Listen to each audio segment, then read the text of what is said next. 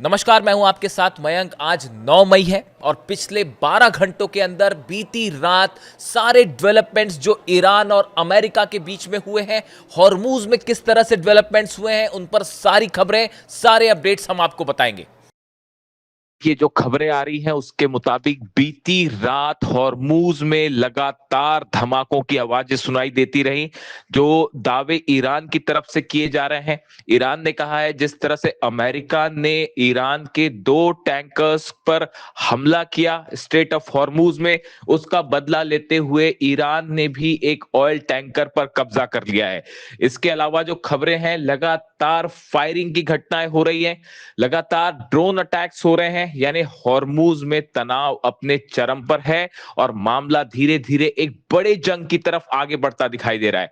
इसके अलावा देखिए, एक अहम खबर आई है ईरान के खार्ग आइलैंड से। खार्ग आइलैंड के पास स्ट्रेट ऑफ हॉर्मूज में बड़ी मात्रा में तेल का रिसाव हो रहा है समंदर में, जिसकी तस्वीरें सैटेलाइट से भी देखी जा सकती है। यानी जो हमले हुए उसमें यह आशंका जताई जा रही है कि ईरान का जो ऑयल रिजर्व है, ऑयल का जो तेल डिपोज है, इसमें से कहीं पे अटैक हुआ और उसका नतीजा ये था कि बड़ी मात्रा में तेल जो है वो समंदर में फैल रहा है, या फिर किसी जहाज से, टैंकर से ये तेल समंदर में फैल रहा है। इसके बाद जो हालात हैं, देखिए एक और अहम खबर, जिस तरह से अटैक हुए दुबई पर, खास तौर पर दुबई के एयरपोर्ट के आसपास, अब उसकी तस्वीरें सामने आ गई हैं और एक मिसाइल गिरती दिखाई दे रही है दुबई एयरपोर्ट के बेहद करीब, जिसका वहां पर मौजूद कुछ यात्रियों ने वीडियो भी बनाया जो सोशल मीडिया में वायरल हो रहा है। देखिए, दुबई से, शारजाह से, अबू धाबी से तमाम फ्लाइट्स रोक दी गई हैं, हाई अलर्ट है, लगातार सायरन बज रहे हैं और ऐसा लगता है कि यूएई और ईरान आमने सामने हैं, और जिसका नतीजा यह है कि पूरे दुबई में, अबू धाबी में अलर्ट है और लगातार हमलों की खबरें आ रही हैं।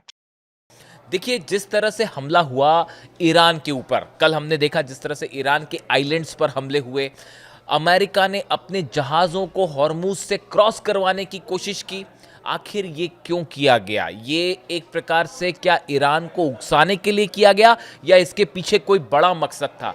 देखिए, कई बड़े एक्सपर्ट्स ये बताते हैं कि ये कोशिश सिर्फ ये जानने के लिए थी कि अगर अमेरिका ईरान पर एक बड़ी स्ट्राइक करता है तो ईरान की तरफ से क्या जवाब मिल सकता है। क्या ईरान के पास डिफेंस सिस्टम्स हैं? ईरान अगर रिस्पॉन्स करता है तो कहां कहां हमले कर सकता है? इस तरह से एक कोशिश हो सकती है ये जानने की कि ईरान की तैयारी कैसी है। और ईरान ने अपनी तैयारी ही नहीं दिखाई, जमकर ठोका है। अमेरिका के जहाज, 3 जहाज खास तौर पर जिनको निशाना बनाया गया, तीनों बड़े जंगी जहाज थे। ईरान ने अपना संदेश साफ कर दिया है कि अगर आप हमारे घर में आएंगे तो पिट के वापस जाएंगे। इसके बाद, इसके साथ ही देखिए जो ईरान का रिस्पांस था, जिस तरह से यूएई पर अटैक हुए कल, जिस तरह से ड्रोन अटैक हुए फुजेरा के ऊपर, इसने एक बार फिर ये बात को साफ कर दिया है कि अगर ईरान पर कोई एक्शन होता है तो इसका खामियाजा पूरे अरब देशों को झेलना पड़ेगा। और यही वजह है, एक बार फिर बड़ी खबर आई है सऊदी अरब से। सऊदी अरब ने ट्रंप की मदद करने से मना कर दिया है, खास तौर पर अगर ट्रंप कोई बड़ा एक्शन करते हैं, बड़ा ऑपरेशन करते हैं ईरान के खिलाफ। देखिए, खबरों के मुताबिक पहले डोनाल्ड ट्रंप ये चाह रहे थे कि ईरान पर अगर कोई एक्शन होता है तो सऊदी के बेसिस का इस्तेमाल किया जाए, उसको लेकर सऊदी ने मना कर दिया। ये खबर 2 दिन पहले की है। उसके बाद जब कल ईरान की तरफ से स्ट्राइक हुई यूएई पर, उसके बाद एक बार फिर सऊदी ने अमेरिका को यह संदेश दे दिया है कि अगर आप किसी भी तरह का ऑपरेशन करते हैं, हॉर्मूज में भी अगर आप कोई ऑपरेशन करने जा रहे हैं, तो सऊदी अपने मिलिट्री बेसिस का इस्तेमाल नहीं होने देगा, सऊदी किसी भी ऑपरेशन में शामिल नहीं होगा। यह संदेश दे दिया गया है। और इतना ही नहीं, सऊदी की तरफ से यह मैसेज ईरान को भी दे दिया गया है कि हम आपके खिलाफ किसी मिलिट्री ऑपरेशन में शामिल नहीं होंगे। देखिए पिछली बार सऊदी पर अटैक होने की बड़ी वजह ये थी कि सऊदी के जो बेसिस है वहाँ पर अमेरिकी जेट्स F-35, F-16, F-18 ये जेट्स उतर रहे थे, लैंड कर रहे थे, और इन सब की एक एक तस्वीर चीन के सैटेलाइट्स ईरान तक पहुंचा रहे थे। इसीलिए ईरान ने हर उस बेस को नुकसान पहुंचाया अरब देशों के जहां पर अमेरिकन फोर्सेस थी, चाहे वो यूएई हो, चाहे सऊदी हो, चाहे बहरीन हो, कुवैत हो, कतर हो, अल उदैद बेस। आप जानते हैं जितने बेसिस पर अमेरिकन फौजें थी हर उस देश पर हमले हुए, उसके बेसिस पर हमले हुए। इन्हीं को देखते हुए आपने कल यूएई का एग्जाम्पल देखा, जिस तरह से हमले हुए, उसके बाद सऊदी ने यह फैसला किया कि हम मिलिट्री ऑपरेशन में शामिल नहीं होंगे, और यही रुख ओमान का पहले से है। बताया जा रहा है कि कतर भी नहीं चाहता। इसके अलावा इराक ने अपना स्टेटस साफ किया है कि ऑपरेशन नहीं होगा। यानी आप देखिए कई मुस्लिम देश हैं जिनके सामने अरब देश हैं जो अब इस बात को मान के चलते हैं कि अमेरिका उनकी रक्षा नहीं कर सकता। अगर ईरान ने मिसाइल्स फायर की, फतह का कोई मुकाबला नहीं है, खुर्रम शहर का मुकाबला नहीं है, सेजिल को नहीं रोका जा सकता, और बड़ा खामियाजा होगा इन देशों को। इसलिए मुस्लिम देश अब किसी भी मिलिट्री ऑपरेशन का बड़ा हिस्सा नहीं बनना चाह रहे। हम इसमें यूएई को शामिल नहीं करते हैं। यूएई और ईरान के जो हालात हैं वो इस समय एक जंगी हालात हैं, इसमें कोई शक नहीं है। और देखिए खबरें पहले से थी कि यूएई जिस तरह से इजराइल से डिफेंस सिस्टम ले रहा है, अमेरिका के जहाज़ वहाँ पहुँच रहे हैं, इससे साफ था कि यूएई एक बड़े ऑपरेशन का हिस्सा होने जा रहा है। इसके अलावा देखिए एक बेहद अहम खबर है, जो एक ऐसी खबर है जो इस ओर इशारा करती है कि डोनाल्ड ट्रंप और पुतिन के बीच में एक बड़ा ऑयल वॉर शुरू हो चुका है। देखिए ये देखने में ईरान और यूएई के बीच जो कुछ हो रहा है, अरब में अगर गल्फ कंट्रीज़ में तेल के कुएं जल रहे हैं, लेकिन इसका एक बड़ा कनेक्शन रूस के साथ भी है। आप नोटिस करिए, कल जब ईरान के ऊपर हमला हुआ, केशम आइलैंड और ये सब आइलैंड्स पर हमले हुए, और ईरान ने अमेरिका के जहाज़ों पर हमला किया और यूएई पर हमला किया, इसके फौरन बाद खबर आती है रूस से कि रूस के रोस्तोव में यूक्रेन के अटैक हुए हैं। Ukrainian drones struck the refinery in Perm. देखिए रशिया की एक बहुत बड़ी रिफाइनरी है, पर्म रिफाइनरी है, जहाँ से ऑयल का कारोबार होता है, रिफाइनरी होती है, वहाँ पे तेल का बिजनेस होता है, उसके ऊपर सीधा ड्रोन स्ट्राइक होती है। आप देखिए पिछले एक महीने में ये मैंने नोटिस किया है बड़ी स्पेसिफिकली, जब भी ईरान की तरफ से कोई बड़ा अटैक होता है या ईरान कोई बड़ा एक्शन लेता है, उसका फौरन नतीजा ये होता है कि यूक्रेन रूस के ऑयल के ठिकानों पर हमला कर देता है। क्या यूक्रेन की तरफ से ये हमले, खास तौर पर रूस की रिफाइनरीज पर तेल के ठिकानों पे हमले, क्या ये डोनाल्ड ट्रंप और अमेरिका के इशारे पर हो रहे हैं? अगर ईरान एक्शन लेता है तो फौरन यूक्रेन जो है हमला क्यों कर देता है रूस पे? आप पिछले एक महीने में उठा के देखिए, कम से कम 10 से 12 ऑयल रिफाइनरीज पे रूस पर बड़ा हमला हुआ है।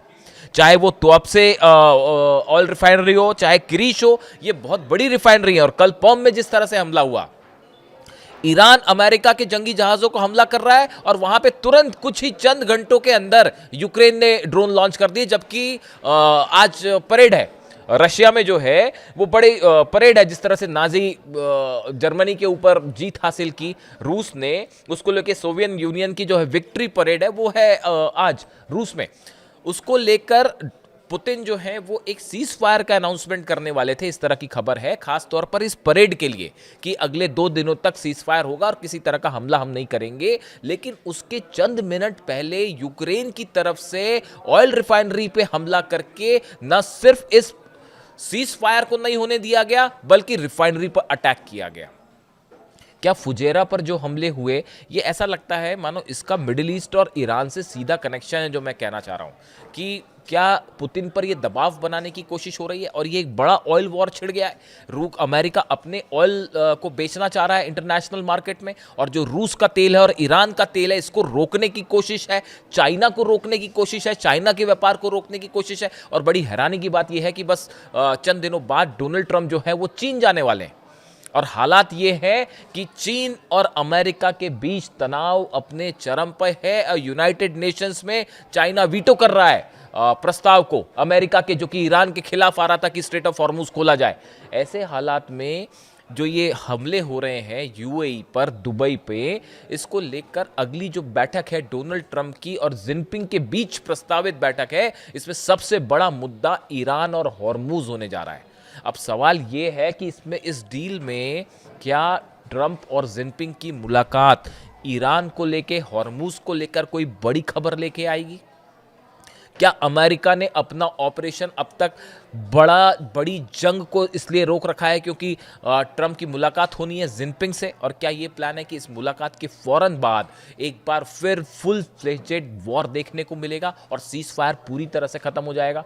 क्या ये जो हमले हो रहे हैं, आप देखिए ये नियंत्रित हमले हो रहे हैं कि अमेरिका ने जो है और यूएई ने कुछ आइलैंड्स पर फायर किया, ड्रोन गए, लेकिन एक पूरी जंग नहीं छिड़ती दिख रही है। क्या ये एक टेस्टिंग की कोशिश थी? ऐसे तमाम सवाल हैं जिनके जवाब अभी एक्सपर्ट्स इस ओर इशारा कर रहे हैं कि एक बड़ी जंग जो है वो आहट दे रही है और ईरान इसके लिए तैयार है, चाहे समंदर में हो चाहे आसमान में हो, और पहले के मुकाबले ज़्यादा मजबूत स्थिति में है। और ये जो हमले हुए ईरान के आइलैंड्स पर, इसके बाद बताया जा रहा है एक बार फिर ईरान की तरफ से अपनी मिसाइल्स को डिप्लॉय कर दिया गया है लॉन्च पैड्स पे एक बड़े ऑपरेशन का जवाब देने के लिए।